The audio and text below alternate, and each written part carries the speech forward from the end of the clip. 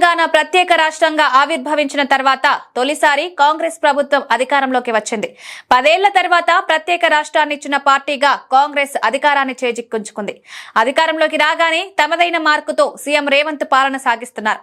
పాలనతో పాటుగా తెలంగాణ రాష్ట్ర గీతాన్ని సైతం మార్చింది. రాష్ట్ర గీతమైన జయ జయ హే తెలంగాణను ప్రత్యేకంగా స్వరపరిచారు. ఇక తెలంగాణ తల్లి విగ్రహాన్ని కూడా ఆవిష్కరించారు.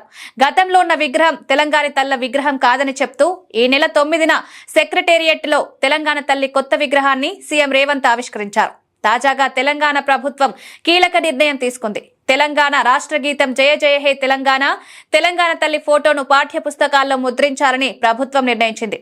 2025-26 విద్యా సంవత్సరం నుంచి 1వ తరగతి నుంచి 10వ తరగతి టెక్స్ట్ బుక్స్ లో వీటిని ముద్రించాలని నిర్ణయం తీసుకున్నారు. ప్రస్తుతం ప్రభుత్వ పాఠ్య పుస్తకాల్లో ఉన్న ప్రతిజ్ఞతో పాటు జాతీయ గీతం, జాతీయ గేయం ఉండగా వాటితో పాటు తెలంగాణ రాష్ట్ర గీతం అందుబాటులోకి రానుంది. అలాగే తెలంగాణ తల్లి ఫోటోను కూడా ముద్రించనున్నారు. ఇక 2026-27 విద్యా సంవత్సరం కొత్త సిలబస్ అందుబాటులోకి వచ్చే అవకాశం ఉందన్నారు. ఈ మేరకు ఎడ్యుకేషన్ డైరెక్టర్ నరసింహారెడ్డి కీలక ప్రకటన చేశారు.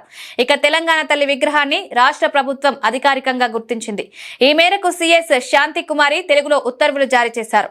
బంగారు అంచు కలిగిన ఆకుపచ్చ చీరను ధరించి ప్రశాంతమైన నడవడికతో సంప్రదాయ మహిళామూర్తిగా ఉన్న ఈ విగ్రహం నేడు తెలంగాణ తల్లి విగ్రహంగా ఆమోదం పొందింది. ఇక నుంచి తెలంగాణ తల్లి అవతరణ ఉత్సవాలను ప్రతి సంవత్సరం డిసెంబర్ 9న రాష్ట్ర వ్యాప్తంగా రాష్ట్రం, జిల్లా, మండలంలోని అన్ని ప్రభుత్వ కార్యాలయాల్లో నిర్వహించాలని జీవోలో పేర్కొంది. తెలంగాణ తల్లి బొమ్మను, రూపురేఖలను వక్రీకరించడం, మరో విధంగా చూపించడం నిషేధమని స్పష్టం చేశారు.